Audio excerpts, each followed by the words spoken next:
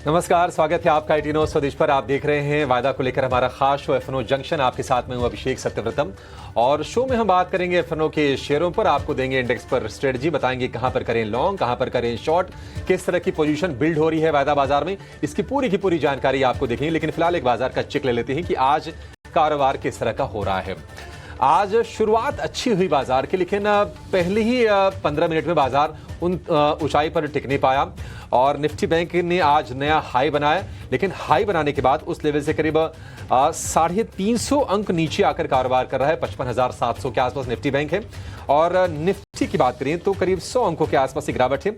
24,600 के आसपास हम देख रहे हैं कि आज के सत्र में बेस फॉर्मेशन की कोशिश हो रही है, यानी कि निफ्टी अपने रेंज से निकल नहीं रहा है। लेकिन अगर हम निफ्टी के फ्यूचर्स को देखेंगे तो करीब 100-125 पॉइंट का प्रीमियम है। 24,740 के स्तर आपको दिखेंगे जून की एक्सपायरी के, तो वहां पर थोड़ा प्रीमियम जरूर है। संकेत क्या मिल रहा है, क्या बाजार यहां से चलने वाला है, ये अपने एक्सपर्ट से समझने की कोशिश करेंगे। आगे बड़ा इवेंट खड़ा है, आरबीआई की पॉलिसी आने वाली है 6 जून को। 4 तारीख से एमपीसी यानी कि मॉनेटरी पॉलिसी कमेटी की बैठक शुरू हो जाएगी और उस पर नजर रहेगी। लेकिन 2 दिन से पीएसयू बैंक के शेयर चल रहे थे, लेकिन आज हम देख रहे हैं कि 2 दिन की रैली वहां भी थमती नजर आ रही है और थोड़ी थोड़ी सी प्रॉफिट टेकिंग के संकेत वहां से भी मिल रहे हैं। क्या पोजीशन ऐड करने का मौका है, ये भी समझेंगे। हमारे एक्सपर्ट थोड़ी देर में जुड़ जाएंगे। लेकिन कल जो एक्सपर्ट हमारे साथ जुड़े थे, एक बार देख लेते हैं कि उनके रिपोर्ट कार्ड के नंबर किस तरह के रहे हैं, कौन से शेयर उन्होंने खरीदने की सलाह दी थी, कौन से बेचने की सलाह दी थी और किस तरह से रिटर्न जनरेट होते हुए आपके लिए दिखे। अजीत मिश्रा हमारे कल के मेहमान थे और उन्होंने आपको फोर्टिस हेल्थ खरीदने की सलाह दी थी। फोर्टिस हेल्थ में करीब 4% के आसपास के रिटर्न बने। हडको के शेयर में करीब 3% के आसपास की हमारे ट्रेडर्स ने कमाई की। CDSL जो कि मार्केट रिलेटेड ये शेयर है, कैपिटल मार्केट से जुड़ी हुई कंपनी है, वहां पर हमने कल 11% के आसपास के सॉलिड रिटर्न बनते हुए देखे। और एम्फेसिस, ये सेल कॉल थी अजीत मिश्रा की तरफ से और एम्फेसिस में भी पैसे बनी, 2% के आसपास के रिटर्न एम्फेसिस में बने। तो ओवरऑल कल का सत्र एक बढ़िया कमाई वाला रहा है। आप देखिए CDSL कल का स्टार परफॉर्मर रहा है और कल बेहतरीन सत्र हमने CDSL के शेयर के लिए देखा है। इनफैक्ट 1250 से लगातार रफ्तार हम CDSL के शेयर में देख रहे हैं और अभी 1700 रुपए के आसपास शेयर आके खड़ा हो गया है। आज पैसे कहां पर बनेंगे ये समझ लेते हैं और आज के मेहमान को जोड़ने का समय हो गया है। प्रशांत सावंत कैटलिस्ट वेल्थ से हमारे साथ जुड़ गए हैं। प्रशांत जी, बहुत शुक्रिया आपका समय देने के लिए। स्वागत है आपका ITNO स्वदेश पर। प्रशांत जी, दिक्कत बाजार की वही है जो हम पिछले 2 हफ्ते से देख रहे हैं। एक रेंज का ही कारोबार हो रहा है और आज भी ऐसा लगा शुरुआत में कि शायद थोड़ा बाजार ऊपर का मूव देखा लेकिन सस्टेन कर नहीं पाया। आप जरा बताइए कि निफ्टी में करना क्या है? 24,600 के आसपास है, बाइंग अटेम्प्ट करना है या फिर आप रेंज के ब्रेकआउट का वेट करेंगे नई पोजीशन लेने के लिए? तो Abhishek ji, on a lighter note, सबसे पहले गुड आफ्टरनून आपको और सभी दर्शकों को नमस्कार। ऑन अ लाइटर नोट, आपने जो सवाल पूछा कि निफ्टी में करना क्या है, मेरी सबसे पहले सलाह होगी कि कुछ नहीं करना इंडेक्स में सबसे बेहतर तरीका है, जहां से जो हिसाब से हम पिछले 8-10 दिनों से देख रहे हैं।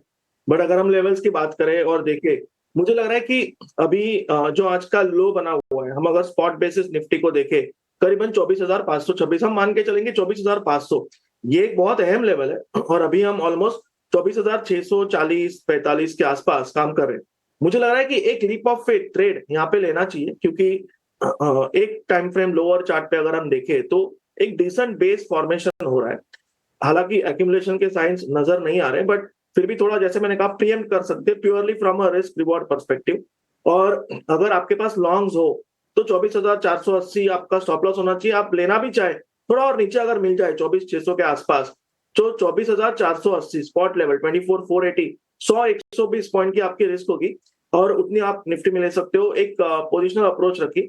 यहां से आपका टारगेट 1 होना चाहिए, जो कि एक रेजिस्टेंस लेवल है 24,800। 24,800 के ऊपर अगर एक क्रॉस करके सस्टेन करें तो हम 24,880, 24,900 के जोन भी देख सकते हैं। बट फिलहाल मुझे लग रहा है कि थोड़ा एक और डिप मिल जाए 24,600 के आसपास, तो 24,480 के स्टॉप लॉस से यहाँ एक लीप ऑफ फेथ बाय किया जा सकता है, प्योरली बिकॉज इंट्राडे चार्ट पे एक डिसेंट बेस नजर आ रहा है। अगर आप कहें तो बैंक निफ्टी पे भी राय दी। बिल्कुल, मतलब बाय ऑन डिप्स का ही मार्केट ही साफ साफ दिख भी रहा है प्रशांत जी। और 24,480 के स्टॉप लॉस से आप एक बाइंग इनिशिएट कर सकते हैं। 24,800 एक हर्डल है, उसको पार किया तो फिर ठीक है, 24,900 तक के भी तेजी आप देख सकते हैं। लेकिन कम से कम ये टारगेट के लिए आप चाहें तो ट्रेड कर सकते हैं निफ्टी को। ठीक है प्रशांत जी, अब निफ्टी बैंक का बता दीजिए। आज तो रिकॉर्ड हाई बनी है, बधाई आपको भी। बताइए करना क्या है। तो अभिषेक जी, जैसा कि मेरा व्यू रहा है पिछले कुछ वक्त से कि मैं निफ्टी बैंक निफ्टी को आउट परफॉर्म करते हुए देख रहा हूँ निफ्टी को। हालांकि वो मुंह अभी तक नजर नहीं आई है। आज का जो हाई बना हुआ है करीबन 56,200, 56,200 ही मान के चलेंगे उसको। मुझे लग रहा है कि ये लेवल एक बहुत अहम लेवल है, इसके ऊपर क्लोजिंग होना जरूरी है। जो प्रीवियस स्विंग आया था वो भी करीबन 56,100 के इर्द गिर्द था। तो इस लेवल के ऊपर अगर क्लोज मिल जाए उसके बाद एक पोजिशनल अप्रोच लेना बहुत बेहतर होगा, क्योंकि ये एक बहुत कंफर्म रेंज ब्रेकआउट होगा कम से कम पिछले 1 से 1.5 महीनों का। और इस जोन में बहुत बड़ा वोलाटिलिटी, बहुत टर्बुलेंस रहा है, तो ये रेंज ब्रेकआउट ज्यादा मायने रखेगा। तो अगर पोजिशनल अप्रोच रखना है, 1 महीने के हिसाब से मैं राय दे रहा हूँ, क्योंकि महीने की शुरुआत है। हम अगर 56,200 के ऊपर क्लोज हो, 56,200, तो लॉन्ग जाना चाहिए पोजिशनली, नेक्स्ट डे क्लोजिंग के लिए वेट करने के बाद। और मेरा यहाँ पे स्टॉप लॉस होगा 55,700, यानी 1% की रिस्क में रखूंगा। मेरा यहाँ से टारगेट स्ट्रेट होगा 57,400, 57,400 से लेके 57,500। जहां तक स्मॉल ट्रेड्स और करंट लेवल्स की बात है, वहां पे मुझे लग रहा है हम 55,700 के आसपास ट्रेड कर रहे हैं। यहाँ में अगर मुझे बैंक निफ्टी 55,500 के आसपास स्पॉट में मिल जाए, 55,500, 550 इस जोन में, तो जैसे मैंने निफ्टी में एक leap of faith long initiate किया था, उसी तरह से यहाँ प्योरली रिस्क बेसिस पे एक लॉन्ग इनिशिएट करूंगा। मेरा स्टॉप लॉस होगा 55,100 का, 55,100, जो कि फिर से 1% से कम रिस्क होगी। और वहां मेरा टारगेट होगा 56,100, जो बिल्कुल मैंने क्रूशियल लेवल कहा था उसके 100 पॉइंट नीचे। तो वो एक करंट लेवल के स्पेसिफिक हम रणनीति बना सकते हैं। बट जैसे मैंने कहा, मंथ के हिसाब से बड़ा नजरिया 56,200 के ऊपर क्लोज होने के बाद एक बड़ा रेंज ब्रेकआउट हम एक्सपेक्ट कर सकते हैं। प्रशांत जी काम करते हैं ना, रेंज से निकल जाने देते हैं। तो आपकी जो पहली वाली जो रणनीति है मुझे ज़्यादा सही लग रही है कि थोड़ा सा ना ब्रॉड पर्सपेक्टिव में देखें। अभी तो पूरी की पूरी एक्सपायरी पड़ी हुई है ये जून सीरीज की। तो 56,200 के ऊपर अगर निकल जाए, उसके बाद आप 57,400, 57,500 की तैयारी कर लीजिएगा। 55,700 का फिर आपके लिए स्टॉप लॉस बनेगा। ये कंडीशनल बाय है, ये आपको लिख के बता दिया गया है कि 56,200 के ऊपर जाने पर ही आपको फिर निफ्टी बैंक को में नई खरीदारी करनी है। तो ये तो इंडेक्स की आपके लिए पक्की वाली रणनीति होगी। अब जरा ये समझते हैं कि आज कौन से शेयरों में नए लॉन्ग बन रहे हैं, यानी कि तेजी के नए सौदे कहां पर जुड़ रहे हैं और शॉर्ट कवरिंग कहां आ रही है, पहले वो जानेंगे।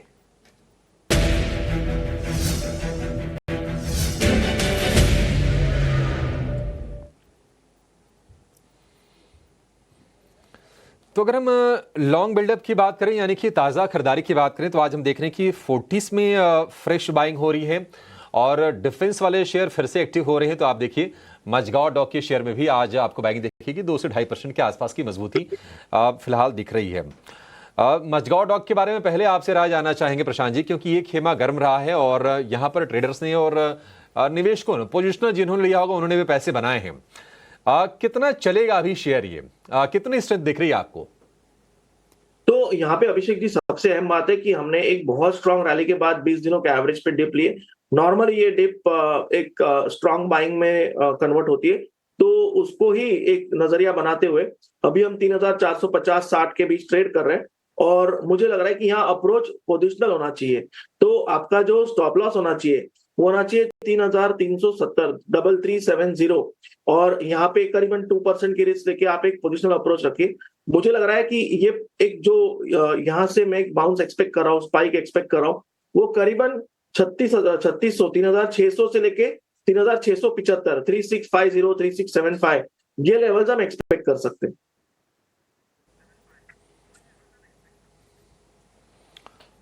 ठीक है, मजगांव डॉक को लेकर ये व्यू। 40s पर भी राय दीजिए प्रशांत जी। हम दूसरे सत्र में तेजी देख तो रहे हैं 40s में, लेकिन आज की चाल देखिए कोई बहुत ज्यादा कन्विक्शन आ नहीं रहा है। हालांकि मतलब चाल ना तो बहुत अच्छी रही है ना बहुत खराब रही है, ठीक ठाक परफॉर्म किया है 40s के शेयर ने। 40s आपको लगता है कि अभी और चलेगा? तो यहाँ पे अभिषेक जी 740-45 लेवल पे प्राइस रिजेक्शन नजर आ रहा है। और नॉर्मली प्राइस रिजेक्शन जब नजर आता है, मुझे नहीं लग रहा है कि वहां हमें जो दिख रहा है उसको अपोज करते हुए लॉन्ग लेना चाहिए। मैं इसको अवॉइड करूंगा, सेलिंग की सलाह नहीं होगी, बट अगर किसी के पास लॉन्ग्स हो तो आप 725 से ट्रेल कीजिए 725, ताकि यहाँ से कोई रिवर्सल आए तो आप एक डिसेंट लेवल पे प्रॉफिट बुक करके बाहर हो सके। तो करंट लेवल पे ना बाय ना सेल, सिर्फ लॉन्ग ट्रेल करने की सलाह होगी 725 स्पॉट।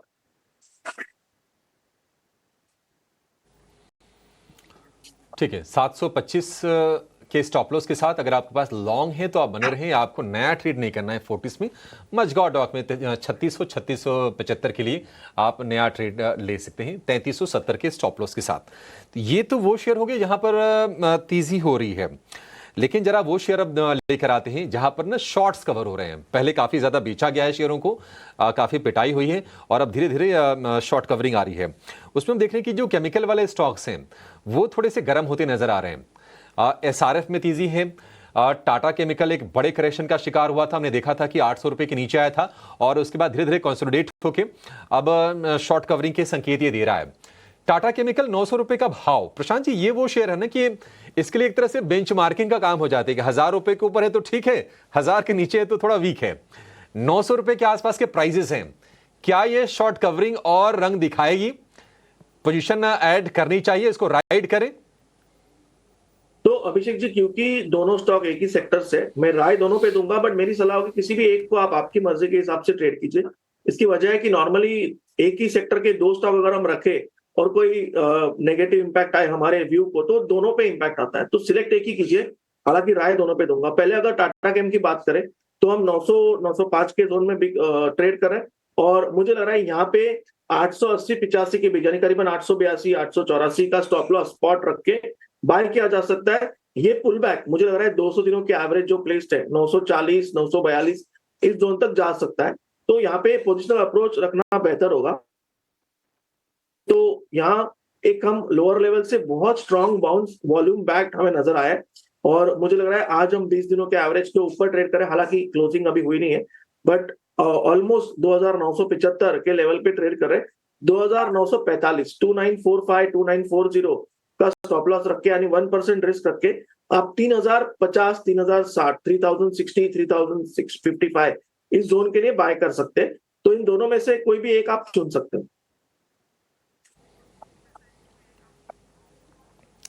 ठीक है, टाटा केमिकल के लिए 884 का स्टॉप लॉस होगा और 982 का स्टॉप आप टारगेट लगा के चलिए। एसआरएफ के लिए 3050, 3060 का टारगेट, 2940, 2950 के आसपास का इसमें आप स्टॉप लॉस लगा लीजिएगा। ब्रेक से पहले एक और शेयर आपसे प्रशांत जी जानना चाहेंगे। एचडीएफसी लाइफ में हम अच्छी चाल देख रहे थे, इनफैक्ट सारे के सारे इंश्योरेंस काउंटर चल रहे थे, लेकिन आज ये निफ्टी का टॉप लूजर है और लगातार 417 से गिर रहा है। अगर किसी की लॉन्ग की पोजीशन हो, अगर कोई रोल ओवर करके आया हो इस सीरीज में, क्या अनवाइंड कर लेना ठीक रहेगा? जी, मेरे हिसाब से अगर लॉन्ग रोल किया है तो 740 के नीचे 737, 738 के आसपास स्टॉप लॉस रख के होल्ड कीजिए। मुझे लग रहा है ये एक शेकआउट है, बट जब तक 740 का लेवल डिसिसिवली ब्रेक ना हो, मुझे नहीं लगता है कोई पैनिक करना चाहिए। हम जस्ट 20 दिनों के एवरेज पे आए, तो लॉन्ग्स अगर एग्जिस्टिंग है और निचले लेवल्स पे बाइंग किए तो होल्ड किया जा सकता है।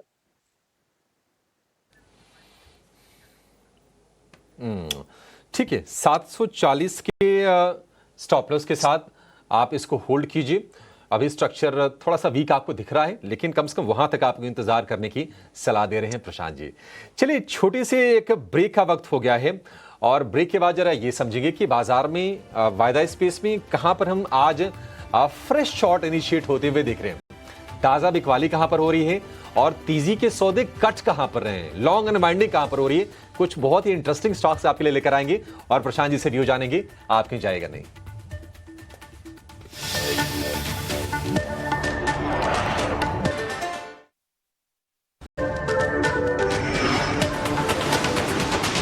For epic journeys.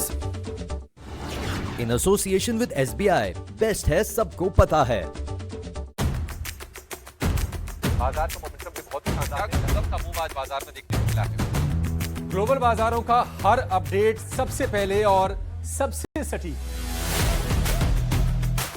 निष्पक्ष तरीके से बाजार की सभी खबरें, आईपीओ बाजार के हर एक्शन पर नजर, इंडस्ट्री का हर ट्रेंड सबसे पहले, ताकि आप बने कंपनियों की तरक्की में भागीदार। मेरे साथ जुड़िए रोज और जानिए ट्रेड के साथ निवेश के सभी मौके।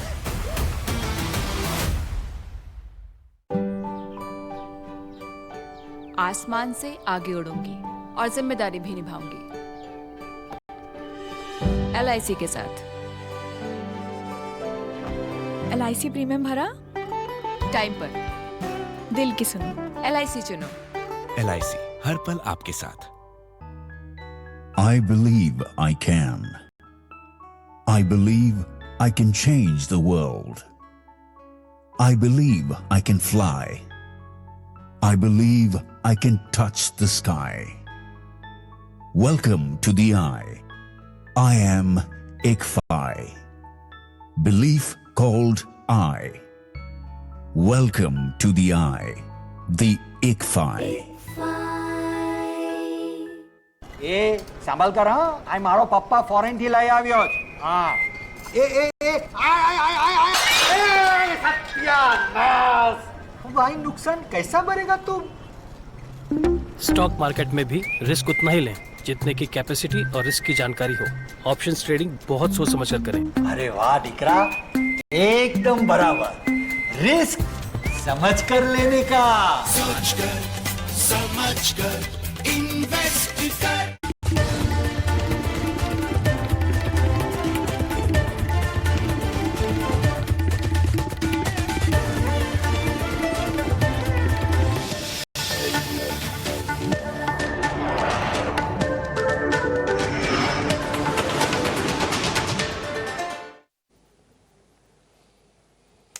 ब्रेक के बाद आपका फिर से स्वागत है एफएनओ जंक्शन में। बाजार में हम देखने की कमजोरी थोड़ी सी और बढ़ गई है और निफ्टी आ गया है 24,600 के भी नीचे और निफ्टी बैंक की जो गिरावट है वो बढ़ के हो गई है करीब करीब 350 अंकों के आसपास की। 55,600 के आस खड़ा है इस वक्त निफ्टी बैंक। आज ओपनिंग शो में हमारे साथ चंदन तापड़िया थे, उनका ये कहना था कि अगर निफ्टी बैंक 55,555 अगर उसको सुरक्षित रखने में कामयाब हो जाता है तो एक पुल बैक की उम्मीद करनी चाहिए। हालांकि देखिए वोलेटिलिटी आज काफ़ी ज़्यादा है और अगर आप मंगलवार को अगर आप देखेंगे ट्रेंड को तो निफ्टी बैंक की रेंज जो अमूमन बाकी दिनों के मुकाबले काफ़ी ज़्यादा बड़ी हो जाती है और वो चीज़ हम देख भी रहे हैं। 24,599, 24,600। प्रशांत जी मौका है, चौका मार दें, 24,600 तो आ गया। मैंने अभी जो कुछ वक्त पहले कहा था कि अगर 24,600 के आसपास मिले तो एक लीप ऑफ फेथ 100 पॉइंट का रिस्क लेके 24,480, 24,480 स्टॉप लॉस रख के बाय कर लीजिए और मुझे लग रहा है यहां से अगर ये लेवल प्रोटेक्ट हो तो पुल बैक काफी अच्छा मिल सकता है।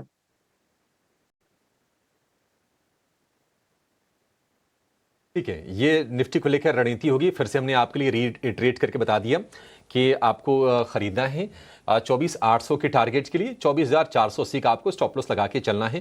थोड़ा सा वोलेटाइल है तो थोड़ा आपको स्टॉप लॉसेस थोड़े बड़े दिखेंगे, आप उसको देखिए घबराइएगा मत, क्योंकि आज ना बाजार की रेंज बड़ी है, स्विंग्स तेज आ रहे हैं।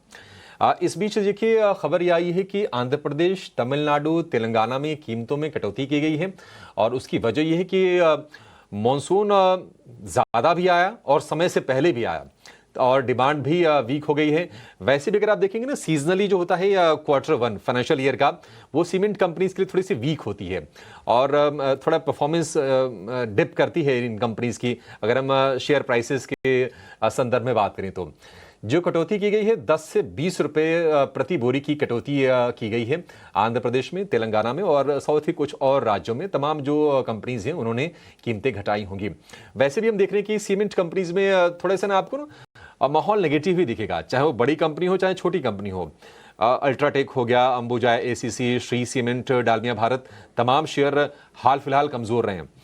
प्रशांत जी कोई शॉर्ट वाला कैंडिडेट है सीमेंट में आपके हिसाब से? जी इनफैक्ट अभिषेक जी जो मेरी लिस्ट है इसमें मैंने ग्रासिम को लॉन्ग साइड पे ट्रैक किया हुआ है, क्योंकि जो आज का पैटर्न बन रहा है मुझे लग रहा है यहाँ से एक पुल बैक आ सकता है। हालांकि मैंने बाकी ट्रैक नहीं किया, अगर हम एसीसी को देखें तो मुझे लग रहा है कि यहाँ भी एक डीप आई है बट अहम सपोर्ट पे आया है, तो इन लेवल्स पे शॉर्ट नहीं करना चाहिए। मुझे लग रहा है जो दो स्टॉक्स मैंने देखे दोनों ही सपोर्ट लेवल पे, तो फिलहाल मुझे लग रहा है कि अगर आपके पास शॉर्ट पोजीशन हो किसी वजह से तो आप उसको ट्रेल कर लीजिए, बट करंट लेवल्स हम सपोर्ट पे है तो शॉर्टिंग अवॉइड करनी होगी।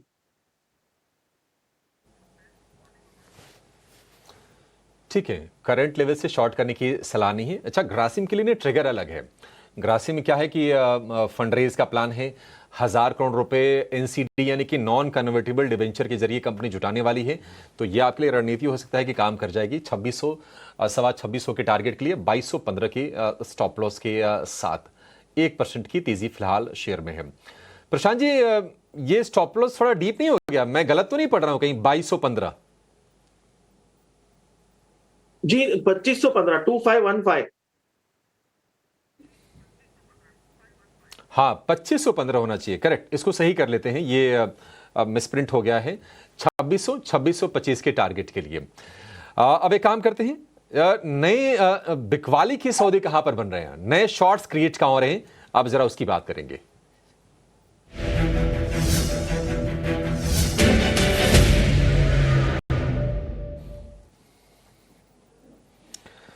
तो फ्रेश शॉर्ट की अगर हम बात करें तो आज आपको सबसे ऊपर देखिएगा येस बैंक। और येस बैंक में जो कल की तेजी थी, कल 8 से 8.5% शेयर चला और आज करीब 10% ये शेयर डाउन है। खबर ये आई कि पी इन्वेस्टर्स ने अपने स्टेक को ट्रिम किया है और उसके चलते जो ब्लॉक डील हुई करीब 3% के आसपास की इक्विटी की, उसमें ये शेयर आज थोड़ा क्रैश होकर फिर से 21 रुपए के आसपास आ गया। प्रशांत जी, बड़ा टफ कॉल होती है येस बैंक को एंटिसिपेट करके कोई ट्रेड लेना। बताइए, आप क्या सलाह देंगे? तो अभिषेक जी, मेरे लिए यस बैंक ट्रेड करना बहुत आसान होता है क्योंकि मेरे वॉच लिस्ट से बाहर होता है। और मेरी सलाह यही होगी कि इसके पीछे पड़ने में ज्यादातर आपको लॉसेस ही मिलेंगे और होप बेस्ड ट्रेड ज्यादा होते हैं। तो एफएनओ पर्सपेक्टिव से मेरी सलाह होगी कि इसको अवॉइड करना बेहतर रणनीति है। मुझे नहीं लगता कि इतनी बड़ी रिस्क या इतनी बड़ी जोखिम लेके हमें कोई स्टॉक ट्रेड करना चाहिए। एफएनओ में कैश में आप जो राय रखते हो उसको फॉलो कर सकते हो या आपके एडवाइजर को पूछ के, बट एफएनओ स्पेसिफिक मेरी सलाह होगी कि स्टॉक को अवॉइड करना बेहतर होगा। अगर हम दूसरे स्टॉक को देखें, यहाँ पे हम रेंज के ऊपरी लेवल पे आए हैं और वहां पे रेजिस्टेंस बिल्कुल नजर आ रहा है, बट उसी के साथ 20 दिनों के एवरेज वहीं पे प्लेस्ड है। तो मेरे लिए ये नो ट्रेड जोन में है, ना लॉन्ग ना शॉर्ट की सलाह होगी, अवॉइड की सलाह होगी। ठीक है, येस बैंक को भी अवॉइड कीजिए और इरेडा जो कि रिन्यूएबल एनर्जी की फाइनेंसिंग वाली कंपनी है, इसको भी अवॉइड कीजिए। लेकिन प्रशांत जी, क्या अवॉइड हम नहीं कर सकते? आपने क्या स्टडी किया है और आप क्या रेकमेंड कर रहे हैं? तो अभिषेक जी, एक कॉल जो मैंने कहा ग्रासिम, तो इस पे सबसे पहले सलाह दूंगा। मुझे लग रहा है कि यहाँ एक बेस से बहुत स्ट्रॉन्ग बाउंस है। अभी हम ऑलमोस्ट 2550 पे ट्रेड कर रहे हैं। जो स्टॉप लॉस मैंने दिया था वही 2515 2515, बट मुझे लग रहा है कि ये पुल बैक स्ट्रांगली 2650 हो सकता है 27 तक भी जाए, तो रिस्क रिवॉर्ड यहाँ बहुत बेहतर है। और जो नेक्स्ट स्टॉक मैंने पिक किया वो पेट्रोनेट होगा। यहाँ भी सपोर्ट से अच्छी बाइंग नजर आ रही है और हम ऑलमोस्ट 305 के लेवल के ऊपर ट्रेड कर रहे हैं। स्टॉप लॉस 300 के नीचे 298 299 298 स्पॉट रख के बाय करने की सलाह होगी और 320 325 320 325 लेवल्स को आप टारगेट मान के चल सकते हो।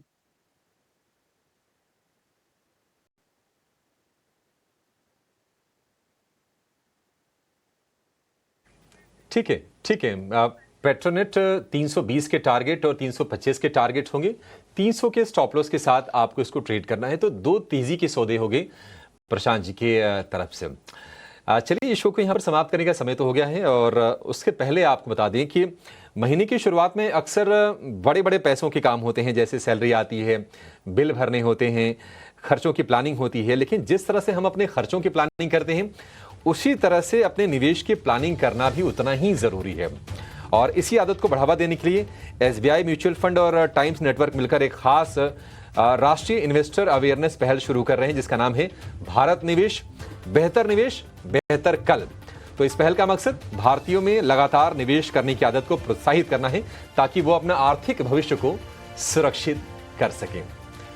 प्रशांत जी, बहुत शुक्रिया आज आपका समय देने के लिए और तमाम शेयरों पर अपने व्यूज रखने के लिए, और वायदा में कहां पर कमाई होगी, किस तरह से अपने आपको पोजीशन करना है, ये बहुत ही मुकम्मल तरीके से हमारे दर्शकों को गाइड करने के लिए। Thank you so much sir. फिर से मुलाकात होगी जल्दी ही। फिलहाल इस शो में इतना है, लेकिन ब्रेक के बाद आपके लिए मिड कैप स्मॉल कैप की पूरी प्लानिंग कराएंगे। कौन से शेयर हैं जो सुपरस्टार बनने वाले हैं, मिड कैप में मौके कहां पर हैं, इसकी पूरी पड़ताल करेंगे मिड कैप मसाला में। आप कहीं जाइएगा नहीं। नमस्कार।